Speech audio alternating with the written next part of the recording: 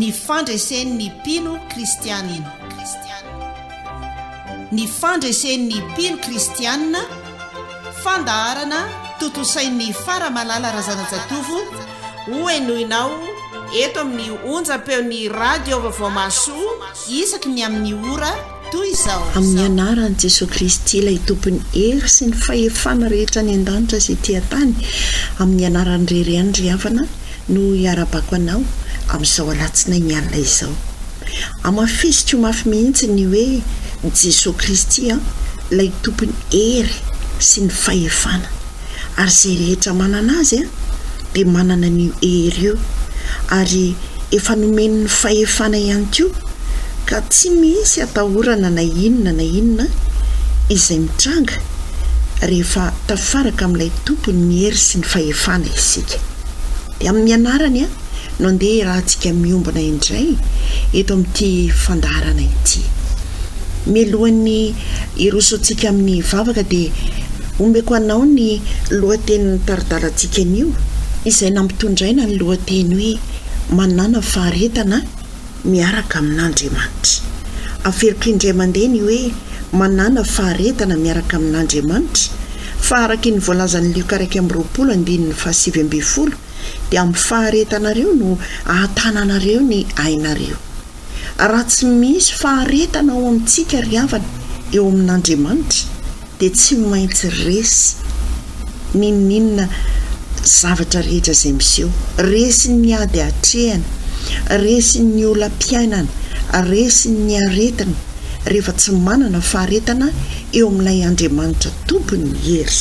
Koa mialohan'izay hidirantsika amin'ny taridalana ary amin'izany lohateny izany dia andeha aloha isika hiara-iombana amin'ny vavaka. Hivavaka isika tompoko. Andriamanitra, Andriamanitra ianao. Tsisy miafina aminao tokoa ny fiainana mpino kristianina manoloana ny firimirimon'ny fiainana amin'izao vanim-potoana izay iainana izao. Tsisy miafina aminao ny fitebitebena, ny ahiahy isan-karazany manoloana ny zavatra rehetra izay mitranga, ary maro aza na mpino kristianina no mila tsy hanapaharetana intsony eo aminao Jesosy Kristy Tompo. Misaotra ny amin'ny fitarihanao lalana anay indray amin'ity andro anio ity. Hitarihanao anay amin'ny tombotsoa amin'ny fananana faharetana eo aminao, ny amin'ny fandresena rehefa manana faharetana eo aminao, ary tsy misy mahasakana izany na inona fihevitry ny devoly, na dia mierina tahaka ny liona aza izy mitady izay harapany, rehefa manam-paharetana eo aminao zay dia tsy ho lasa rembiny. Misaotra ny amin'ny izay tianao atolotra indray amin'izao alina izao, koa mangataky ny fanahinao masina izay anazava ny teny rehetra izay tianao ambara aminay. Anokatra ny vavahady-tsainay rehetra, anokatra ny masom-panahinay tena ahitanay ny lalamariny tokony izorany, anokatra ny sofinay mba tsy ho mpiainy mpanadino ka hamitaka ny tenanay izahay, fa ho mpiainy mpankatoy ny teny. Dia mitenena ary ianao Tompo fa miaino ny mpanomponao hanenika ny tokantrano tsirairay avy, na any amin'ny toeram-piasana izay mandre izao fandaharana izao, na eny ambony fiara izay mandre izao fandaharana izao, ny fanahinao masina hiazona anay, hiazona ny fitadidianay, mba tena ho fiainanay ny faharetana ao aminao Andriamanitra. Saotra indrindra Tompo ny voninahitra dia atolotra anao Andriamanitra, ary amin'ny anaran'i Jesosy Kristy nangatahana sy nanaovana izany vavaka izany. Amen. Eny ary riavana, nahoana moa ny hoe mila manana faharetana isika ao amin'Andriamanitra? Tena mila manam-paharetana isika riavana, satria araka ny voalaza teo dia ny faharetana no ahatazomana ny aina.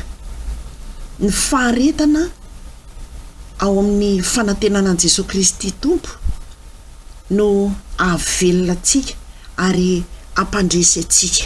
Ny faharetana eo amin'Andriamanitra no hitomboantsika ihany koa amin'ny finoana, mba ahafahantsika tena miazona an'io Andriamanitra io, miazona an' Jesosy Kristy, mibanjana an' Jesosy Kristy, lay tompo ny finoantsika sady mpanefy izany na inona mety manjo na inona fahoriana izay misy. Rehefa tsy manana faharetana isika dia ambarako anao fa na ny finoana ara dia mienany tena miena ny finoana rehefa tsy misy ny faharetana eo amin'Andriamanitra. Dia inona mampatonga ny olona maro neny fa na dia kristianina ara lasa mandeha mirotoroto ary miazakazaka mandeha atsy mitady ny vahaolana rehetra. Rehefa tonga ny olana na tonga ny aretina ny voalohany indrindra ary fihetsika voalohan'izay tokony ataontsika mpino kristianina aloha dia ny mentoraka eo amin'Andriamanitra, dia matoky izany fiantorana eo amin'Andriamanitra izany, manolotra n'izay rehetra manahirana eo am-pelatanan'Andriamanitra. Jesosy nge efa nilaza mankanesa ho izy ty amiko ianareo rehetra zay miasa fatratra sy mavesatra entana fa izaho no hanome anareo ny fitsarana araka izay voarakitra ny Matteo 1:20. Fa ny olona tsy mandeha any amin'ny Jesosy zany ary ny mampalahelo na dia mpino kristianina aza dia tsy mandeha any amin'ny Jesosy zany. Jesosy efa miantso avy fa lasa aloha vo misy ny aretina indrindra vo misy ny olana vo misy ny ady sarotra dia makety sy makeroa aloha. Nefa rehefa milamindamina ny fiainana dia ery zany hoe ao amin'Andriamanitra ihany no misy vahaolana mandraisa ny Jesosy fa zay rehetra mandray azy ane afaka ny vahaolana ary mahazo ny fandreseny. Zany nampatonga ny Jesosy ny teny araka izay voarakitra ny amin'ny Luka 4:9 vakiko aminao zao ry havana. Luka 4:9 ny andininy 9:20 ka hatramin'ny hatramin'ny farany 7:20. Zao ny voalaza raha toa hoe Jesosy miantso anao hoe mankanesa ty amiko ianareo izay miasa fatratra sy mavesatra entana fa izaho no hanome anareo fitsarana ka mandeha tokoa ianao. Fa tsy ianao akory ilay misy hoe tena mivavaka kanefa rehefa tonga ho any ny olana dia lasa makany amin'izay fantatrao fa tokony havonjy anao. Dia izao no lazain'i Jesosy. Nahoana ianareo ny miantso aho hoe tompoko nefa tsy manao izay lazaiko? Inona moa io ny lazain'i Jesosy io? Ny fiantsonanao re hoe mandeha ana ao aminy, ajanono ny ranomaso, ajanono ny fitaintainana sy ny tahotra sy ny fanahiana fa mandeha ana ao aminy. Tsy manao izay lazainy akory ange isika. Dia izao ny toiny zay rehetra manatona azy sy mandreny teniko ka mankatoa azy dia asehoko aminareo izay tahaka azy. Inona moa zany ilay tahaka ny olona izay manatona azy? Toy izao zany, tahaka ny olona manao trano izy izay niady lalina ary nanisy fanorenana teo ambony vatolampy ary no nitondraka ny rano dia namely mafy zany trano zany ny rika nefa tsy nahozongozona azy satria tsara fanorenana izy, izay midika ihany koa hoe naorina teo ambony vatolampy izy. Fa izay mandre fa tsy mankatoa dia tahaka ny olona izay manao ny trano teo ambony tany fa tsy nisy fanorenana dia namely azy mafy ny rika ka dia nirodana niaraka tamin'izay izy ary lozany naharavany zany trano izany. Oharin'i Jesosy amin'ny trano anankiray izay ahorina eo ambony vatolampy, ny olona izay manaiky ny teniny, manaraka ny teniny, miaino ny teniny ary mankatoa ny teniny. Ka na inona olana misy na ady sarotra miseho tsy mahahozongozona anao zany rehefa manaiky ny tenin'Andriamanitra ianao ary miorina tsara ao amin'Andriamanitra ny finoanao. Fa zay tsy mankatoa an'izany kosa dia noharan'i Jesosy tahaka ny trano ahorina eny ambony tany tsy misy fanorenana anie. Dia vo tonga ny olana sy ny sisa sy ny ady sy ny aretina izay mandalo tonga dia mirodana miaraka tamin'izay, rendrika, resy, ary zany no ikrizany devoly aina mafy ry havana amin'izao fotoana izao, izay anorenanao trano tsy misy fanorenany. To misoratra eny ivelany fotsiny, lazaina fotsiny ihany hoe mpino kristianina mandeha mivavaka isaky ny lahady, mivavaka ao anaty tokantrano maray tsy ariva. Fa Andriamanitra anie mijery ny finoantsika, Andriamanitra nge mizaha toetra antsika. Tsaronao i Abrahama sy Sara, efa firy taona tsy niteraka, fa rehefa niteraka indray izy dozy Andriamanitra hoe eto io atoloro anahy. Io zany ho atao sorona ho an'Andriamanitra. Nahoana no efa ela be vao nahazo zaza, nefa andeha hodorana atao sorona ho an'Andriamanitra. Nizaha toetra ny Abrahama ny Andriamanitra. Fa rehefa tena hita an'Andriamanitra hoe tena mankatao ny teniny ty Abrahama ty, tena ao anatin'ny finoana an'Andriamanitra fa Andriamanitra io dia tsy mba manao diso zany mihitsy. Dia inona ny zava-niseho? Nasain'Andriamanitra nitazon'ny anjeliny ny tanany izay andeha hikapa ny zanany. Ary tahaka izany ihany koa nge ny fiainantsika. Manahoana ny finoantsika manoloana n'io fanompoana an'Andriamanitra io? Menomendava ao anatin'ny aretina, tsy misy fitsaharana, fa efa natolotra ao an' Jesosy io. Dia miteny ny mariny hoe tena efa natolotra an' Jesosy, ka nahoana ianao no mbola menomenona? Ka marary ako, atoloro an' Jesosy dia aza mieriketika ao amin'ny aviana ho amin'ny havanana. Ao ny milaza hoe efa namitolotra eo am-pelantanan'i Jesosy io, mivavaka izay asitranan'ny aretina. Fa rehefa avy eo vita ny amenina, aiza re toerana mety hanasitranana ahy? Ny olona milaza hoe irahanary hono ny tena manasitrany, le fitsaboana riananina hono ny tena manasitrany. Tsy diso akory ny hoe mandeha ho any amin'ny mpitsabo, fa matoa misy ny dokotera nomen'Andriamanitra tolotsaina ireny andeha hitsabo izay rehetra marary.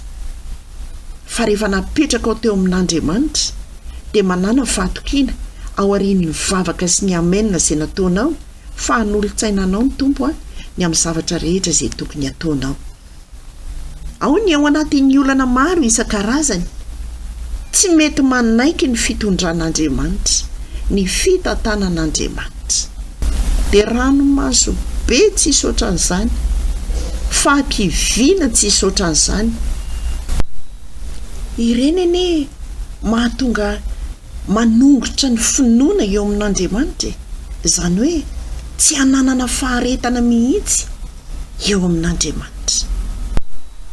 Fa mila manana fahatanjahantsaina isika ry havana, ary izany no hanambaran'Andriamanitra indrindra, araka izay voasoratra any amin'ny Romanina 4:12 ny andinin'ny 2 hoe miovà fanavozana ny saina, amantaranareo ny sitrapon'Andriamanitra. Dia izay tsara sady akasitrahana no marina. Ao amin'Andriamanitra ny hery sy ny tanjaka sy ny fahefany. Noho izany efa hain'Andriamanitra fa ao anatin'io saina io no mipaiko ny olona. Dia io no mampalemy azy. Io saina io no mihevitra zavatra goavana be. Indrindra rehefa misy olana izay dia ohatra ny lasa vao mainka mitombo io olana io rehefa io saina io no lasalasa rehefa mandeha io saina io. Fa ny tsy fantatrao, Andriamanitra mbola lehibe noho ny olanao. Noho izany mila miova ny fanavozana ny saina isika, mila manana fahatanjahan-saina isika mba hitombon'ny finoana ao anatintsika. Jereo tsara nge rehefa ohatra hoe mandeha ianao hoe anatin'ny maizina amin'ny alina, be dia be amin'izao fotoana izao na mivoaka eo tokotany fotsiny aza dia tsy satria ny fandriampahalemana amin'izao fotoana izao dia efa tena miparitaka mihitsy. Dia ny sain'le olona andeha hivoaka eo tokotany no mieritreritra ny hoe karaha izao moa no misy olona miafina ao ambadiky ny varavaranao, ka voasokafaka io varavarana io tonga dia izany tsatohan'ny antsy eo. tsy voakany aka na dia adino eny tokotany aza ny lamba izay nahata amin'ny atoandro tokony alaina avy alao very ao zay very ao nahoana satria ny sainao no mibaiko anao ao anatin'izany fa raha nanaiky an'Andriamanitra ianao ny aino an'Andriamanitra ianao fa androraonao anao izy ny atoandro andry afo anao izy ny alina ary manana fahatahorana an'Andriamanitra ianao dia ny anjelin'i Jehovah nge ataony mitoby manodidina an'izay matahotra azy izany ange ny voalazan'ny tenin'Andriamanitra alaivo ny lamba raha sendra adino avy amin'Andriamanitra ireny fa tsy hainao ny nahatonga ny reny eo aminao izay tiako atongavana dia izao aza mety ho baikoan'io saina io faoka ho feno ny tenin'Andriamanitra sika riavana mba ho ny tenin'Andriamanitra no mibaiko atsika ary izao ny voalaza amin'izany tokony hananantsika fanehoana fahatanjahan-tsaina izany araka izay voasoratra ny Petera 4:1 ny andinin'ny 5 sy 9 no vakiako aminao hoe noho izany dia manaova izay zotim-po rehetra kosa ianareo ka amin'ny finoanareo dia maneho fahatanjahan-tsaina ary amin'ny fahatanjahan-tsainareo dia fahalalana ary amin'ny fahalalànareo dia fahononam-po ary amin'ny fahononam-ponareo dia faharetana ary amin'ny faharetanareo dia toe-panahy araka an'Andriamanitra ary amin'ny toe-panahinareo araka an'Andriamanitra dia fitiavana ny rahalahy ary amin'ny fitiavanareo ny rahalahy dia fitiavana ny olona rehetra fa raha hanananareo zany zavatra izany sady hanananareo betsaka dia tsy havelan'izany ho malaina ianareo na tsy hahavokatra ianareo amin'ny fahalalana tsara ny Jesosy Kristy Tompo. Inona zany ny zava-dehibe voalohany indrindra ny ao amin'ny sainao ny amin'ny fahatanjahan-tsaina ry havana voalaza teo amin'ny andinin'ny 5 hoe mila manana zotim-po amin'ny finoana. Inona ny tiana ambara amin'izany? Amin'ny fahalalana an'Andriamanitra. Ahoana ny fahalalana an'Andriamanitra? Tsy fantatrao io raha tsy manana ny teniny ianao. Ary ny fananana ny teniny dia amin'ny fiainoana ny tenin'Andriamanitra sy ny famakiana ny Baiboly. Tena be dia be ny manao atsirambina n'izany hoe famakiana Baiboly izany amin'izao fotoana. Ary ao ny rehefa hanambarana hoe ianao nga tsy mamaky Baiboly dia lasa izy mamaky Baiboly tokoa mahavita toko efa 20 izy androany fa tsisy fantany izay votoatin'ilay voalaza. Aleo toko anankiray ihany na dia andininy 5 monja aza dia dinio izany tenin'Andriamanitra izany fa misy arena ao anatin'io, misy fahalalana ao anatin'io, misy fampianarana ao anatin'io, misy fampaherezana ho anao ao anatin'io, misy fiarovana io, misy fahasalamana mitondra fahasalamana ho anao io. Ka mila manana zotim-po aloha voalohany indrindra amin'ny finoana dia amin'izay fotoana izay ny rehetra izay voatanisa teo no hananantsika faharetana. Ny teboka lehibe voalohany indrindra izany dia ny fananana ny tenin'Andriamanitra. Fa ny tsy manana ny tenin'Andriamanitra, tsy manana fahononam-po dia tsy hanana faharetana. Ny tenin'Andriamanitra nge no mampatanjatsaina. Alaiko ohatra aminao ihany lay lamba adiny tany tokotany ary tsy maintsy tokony hivoahana akana izany. Fa lasa ianao ndray no manome vahana ny devoly hiditra ao an-tanànanao hangalatra n'ireo lamba ireo ianao no manokatra varavarana. Raha alaiko ohatra aminao zany amin'ilay teny izay vao nivakiana teo fa raha tsy manana finoana ianao dia tsisy fahatanjahan-tsaina. Izany hoe raha mifanohitra amin'ny tenin'Andriamanitra teo zany ny ambarako aminao dia izao hoe raha tsy manana finoana ianao izany hoe tsy ampy tenin'Andriamanitra ianao na tsy manana tenin'Andriamanitra ianao dia tsisy fahatanjahan-tsaina. Ary rehefa tsisy fahatanjahan-tsaina dia tsisy fahalalana. Ary rehefa tsisy fahalalana dia tsy misy fahononam-po. Ary rehefa tsisy fahononam-po dia tsy misy ny faharetana. Ary rehefa tsy misy faharetana dia tsy manana ny toe-panaraka an'Andriamanitra. Ary rehefa tsy manana ny toe-panaraka an'Andriamanitra dia tsy manana fitiavana ny rahalahy. na fitiavana ny olona rehetra. Ary rehefa tsy manana n'izany rehetra izany dia lasa malaina dia tsy mahavokatra ary tsy manana fahalalana an' Jesosy Kristy ny hafarany tanteraka resy. Tsy manana fandresena ianao mpino kristianina fa resy tanteraka rehefa tsy mitoetra ao aminao ny tenin'Andriamanitra hitombonao amin'ny finoana.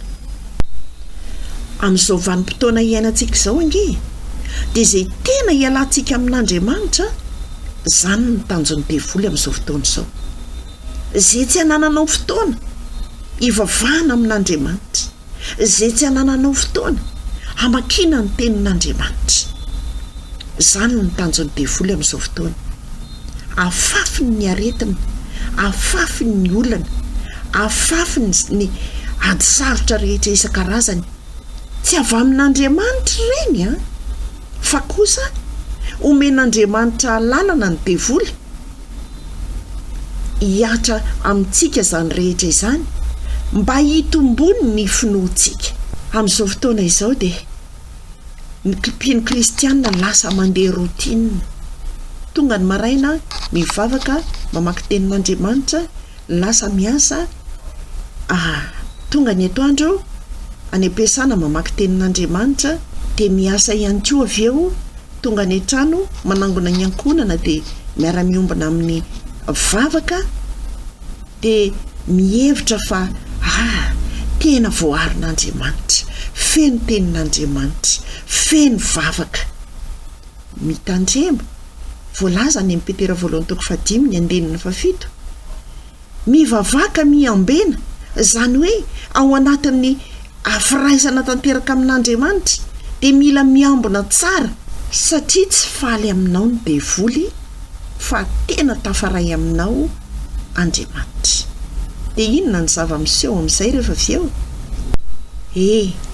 Aza mihevitra ianao fa tafaray tanteraka amin'Andriamanitra dia mitsoaka ny devoly fa tsaroanao Jesosy Kristy ilay nitoka mbavaka nandritra ny 70 andro sy 70 alina, fa tsy faly ny devoly ka nalay ny fananika Jesosy maika fa isika ry havana. Izany mandrakariva no ifikirana ary aretana ao amin'Andriamanitra na inona zavatra miseho, fa arakaraky ny irosoantsika eo amin'Andriamanitra no iniko ny devoly manosoka ny olana isan-karazany eo amin'ny fiainantsika. Nambarako anao teo hoe Andriamanitra dia manome alalana ny reny fa eo amin'Andriamanitra ijereny ny finoantsika ireny.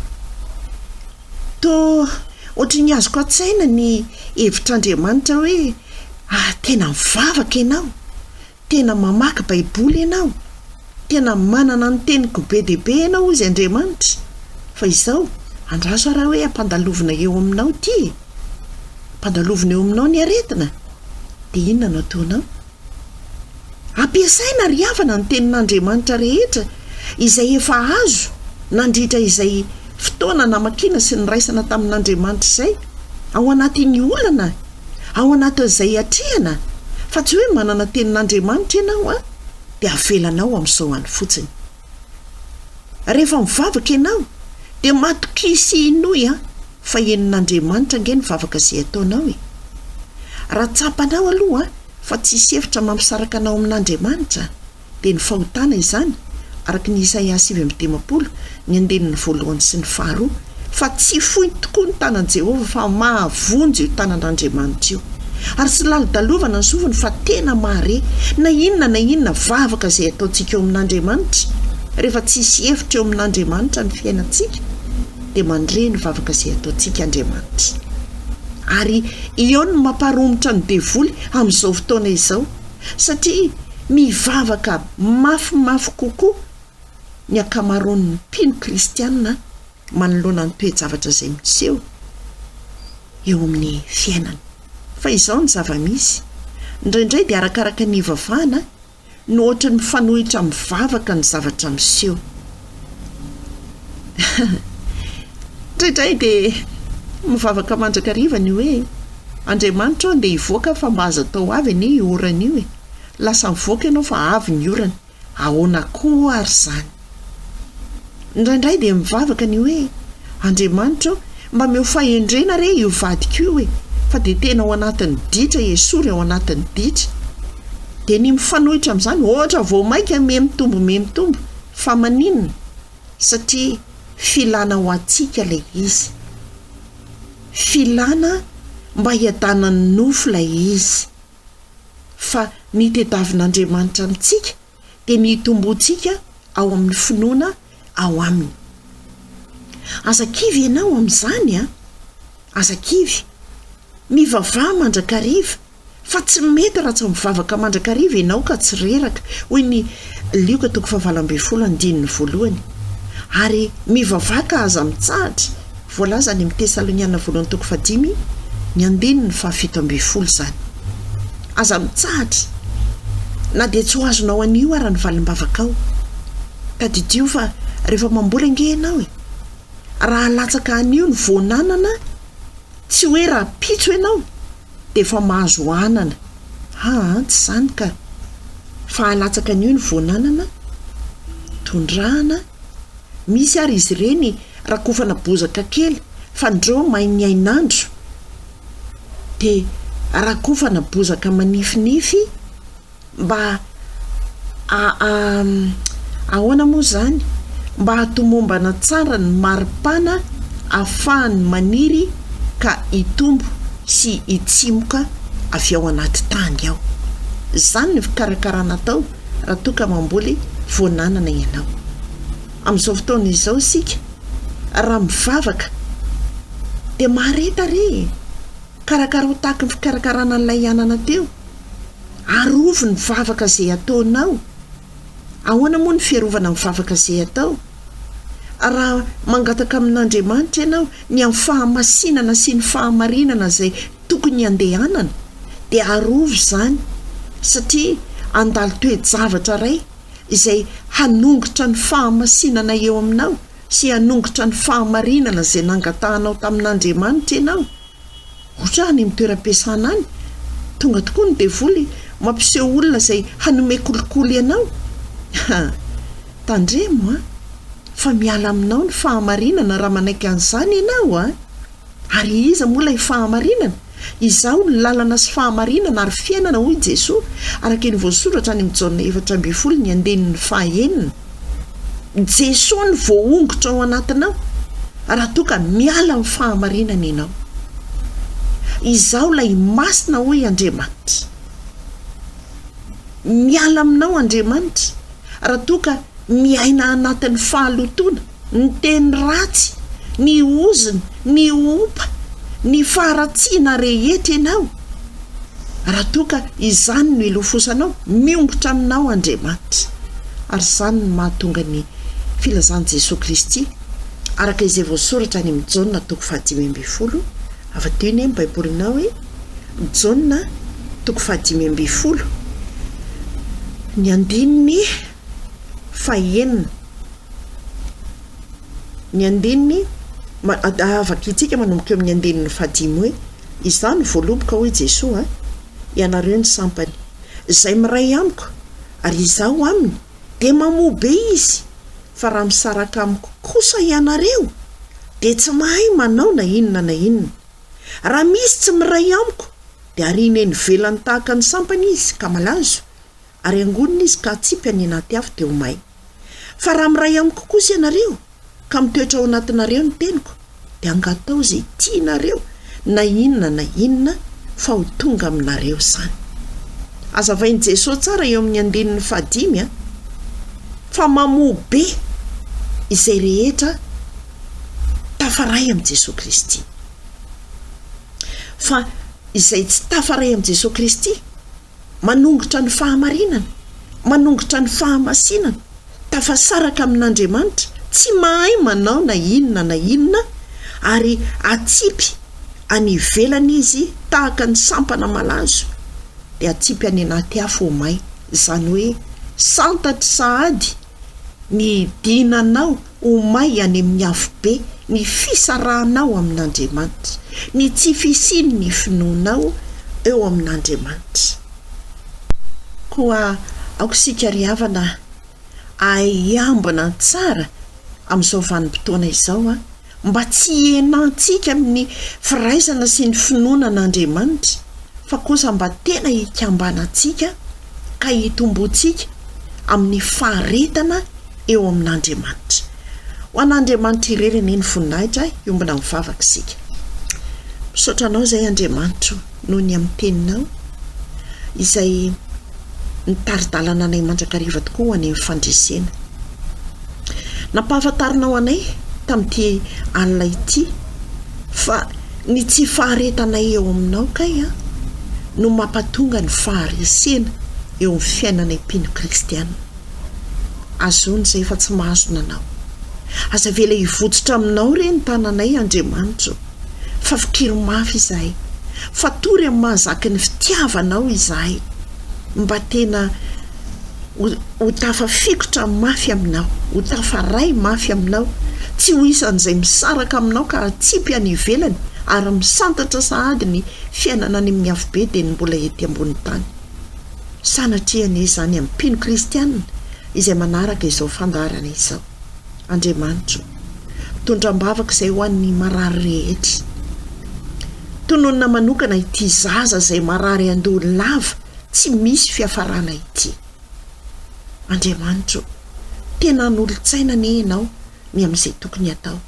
Anasitrana, anafaka, anendry ny loharanona aretina rehetra ny anatiny any ianao, mba tena ho voaongotra izany aretina izany. Atsiaro ane ny ray aman-dreny ny zaza izay rehetra mitaiza azy, fa efa nomboana teo amin'ny hazo fijaliana ianao nitondra ny aretina rehetra ary nitondra ny fahotana rehetra ary hanome fanasitranana ianao dia ny fandresenao izay tsy azo nizaniza ho sakanana izany.